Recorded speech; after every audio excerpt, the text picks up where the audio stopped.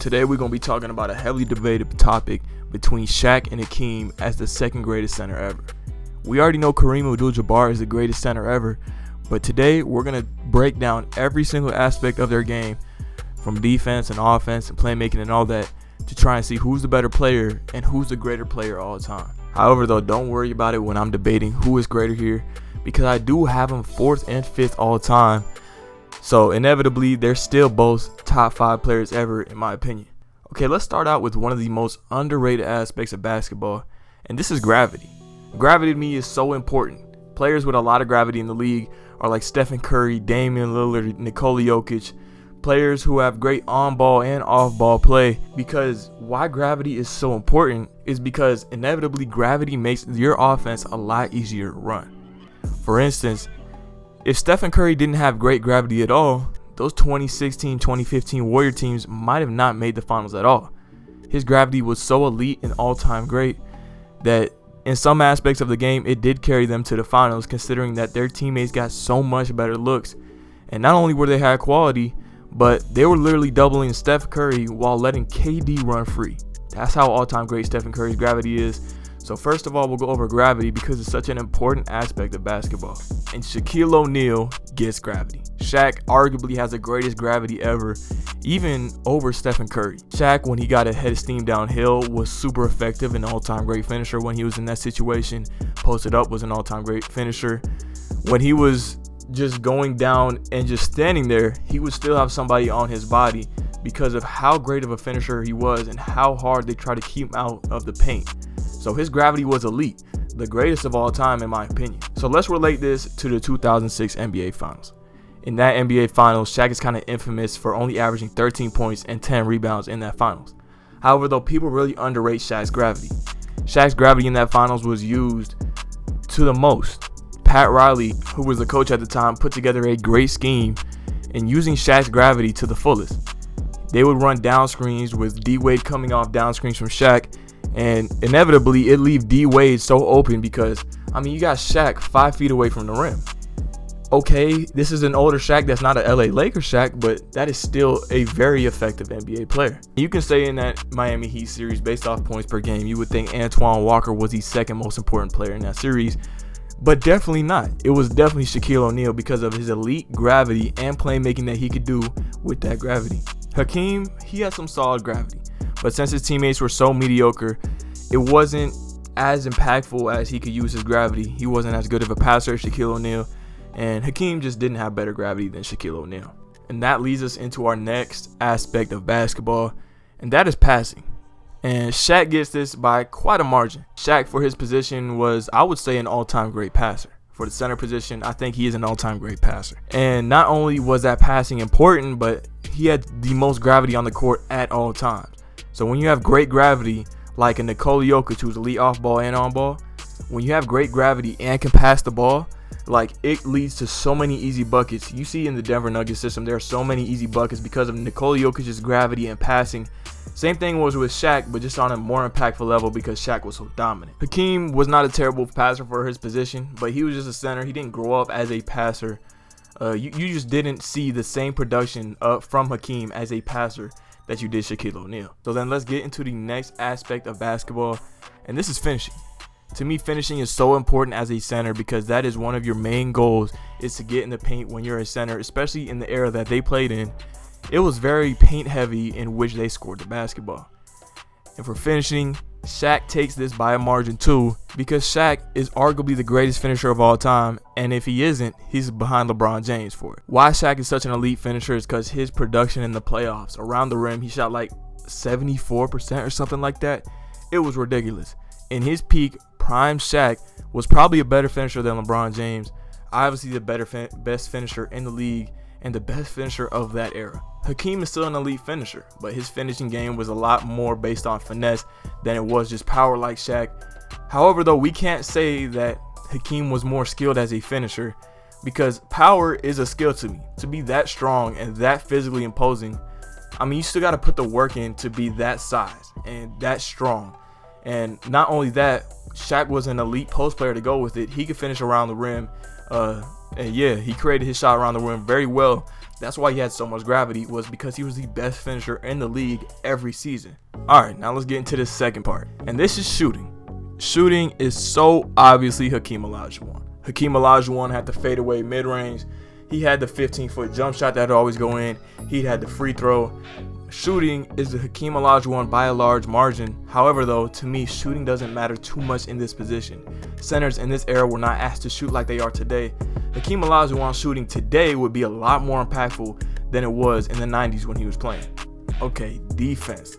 Defense is Hakeem Olajuwon. To me, he's arguably a top 5 defender ever. As a center, I think he might be the second greatest defender ever besides Bill Russell. Now, why I think Hakeem is such an elite defender is because his versatility. His versatility was better than Shaq, and Shaq could have been an elite defender too, and he was a really good defender. And there was no problem with Shaq on defense. He was never a liability in his prime. However, though, Shaq just didn't try as much. But we do know that he could flip a switch. One season, the Lakers came in with the 22nd best defense in the league, and then come playoff time, they ramped it up all the way to first in the playoffs and won that championship. So we know Shaq could flip a switch, but Hakeem was the better all-time defender. Okay, now let's go into playmaking. Playmaking, I think Shaq takes it here. Like I said, man, that gravity is so demoralizing to teams because they have to commit so much to Shaq. Because not only was not one center good enough for Shaq, but that center wasn't even a matchup for Shaq. Shaq would fucking power straight through him, and so would Hakeem Olajuwon, but he didn't have the same gravity and passing. And the gravity and passing makes Shaq a better playmaker to me. And I also think Shaq is a greater all-time scorer than Hakeem Olajuwon. Playmaking to me, Shaq takes it by a wide margin. Like I said, one of the big reasons for this is the 2006 finals. His gravity in that finals was so great, he was an elite playmaker even though he averaged 13 points per game. Okay, now we get into playoff production. Now this one is kind of controversial. It shouldn't be, in my opinion. I think Shaq is by far the better playoff player. Shaq in his prime might be the third greatest playoff player ever. Besides Michael Jordan and LeBron James, I think he is the greatest playoff player ever. And to me, I don't think I can say the same thing about Hakeem. Now, the narrative on the playoffs for Hakeem is a lot better. He played with mediocre talent and won them championships. However, though, there is a lot of questioning in those championships. I don't hold it against him that he didn't beat Michael Jordan, because I think they still could have beat Michael Jordan when he was there one year because of the amount of fatigue that it takes to go on a 4-peat or what would be an 8-peat if they won those 2 other years when Michael Jordan was retired. But to me, I think playoff Shaq is by far the better player. Not only was playoff Shaq like the greatest finisher ever, but he also turned it up on defense. And, you know, Hakeem, he was elite on defense, but Hakeem ain't the scorer that Shaq is to me. All right, now let's go to regular season production. And Shaq takes this. Hakeem Olajuwon was still an elite regular season player and a better defender than prime Shaq in the regular season because Hakeem always tried on defense. But I do think Shaq was the better regular season player. Peak Shaq, which is 2000 Shaq, might have the second greatest peak season ever besides 1991 Michael Jordan. Shit, I don't know. To me, you might take 2013 LeBron over it, but 2000 Shaq was a different man, and he was 1 vote away from the unanimous MVP. And Shaq even said that he fucking hates the guy that didn't let him get unanimous MVP. But I would have been the first unanimous MVP, 100%, and some guy from Atlanta. What was Fred Hickman? Yeah, Fred Dumb Hickman. Wait, get off Fred Hickman. I ain't getting off, no. Cause if I see Fred Hickman in the street, there's going to be some stop signs moving. Hey, Fred, I got your back. Better. Fred's a good dude. He's a great dude. I miss Messed up Fred history, Fred. Okay, now let's go into narrative. Narrative, Hakeem takes this one. Shaquille O'Neal played with some all-time great wings in his career. Penny Hardaway was a point guard. He wasn't a wing, but he was definitely elite. Then he went to LA and he played with Kobe, who was an elite wing, the second greatest shooting guard ever. Then he went and played with a peak Dwayne Wade, who was the best shooting guard in the league in 2006 and the third greatest shooting guard ever. You know, then he spent some years on the Cavs where he played with LeBron James. He spent some years on the Suns where he played with Steve Nash. He spent some years on the Celtics where he played with Paul Pierce. He played with great perimeter players and wings his whole career. Obviously, he had better help than Hakeem Olajuwon. Hakeem definitely takes narrative. He took mediocre teams to championships, and I think it's some of the best finals runs ever. Now, I don't think it's enough to put him over Shaquille O'Neal all time, but I do think it gives him the case for being top 5, and in my opinion, he is top 5 all time. And let's get into the last 2 aspects that we will be analyzing, and this is peak. Peak is definitely Shaquille O'Neal. Peak Shaquille O'Neal is the 3rd greatest player ever besides Michael Jordan and LeBron James. He's the 3rd greatest peak ever. Hakeem has a top 4 peak ever to me. He's either 4 or 5 behind Kareem Abdul-Jabbar. I think he's 4. But like I said, this race is pretty close, man. It's pretty close. But I do think Shaq takes peak here. And the last aspect of basketball we will go over is the post game. To me, it doesn't mean too much in the post game right here because of how dominant Shaq was. But Hakeem Olajuwon was definitely the better post player. Hakeem Olajuwon is arguably the greatest post scorer ever. His versatility in being able to take you with the spin, the drop step, the fadeaway, you know, the shimmy and all that shit, the dream shake like they called it.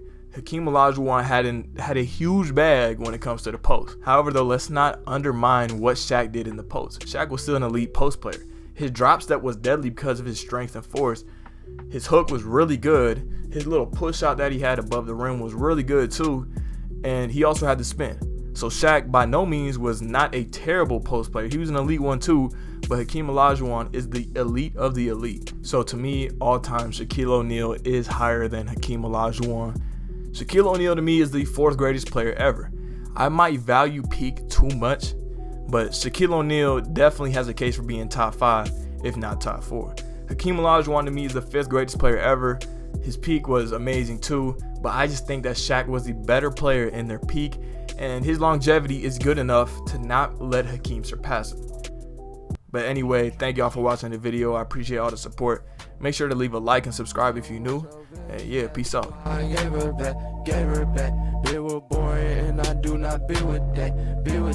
Smoking on this tree, I eat with the cat. It be around me cause I don't trust a soul, yeah. Niggas switching up on they bros, yeah. Changing up for these hoes, yeah.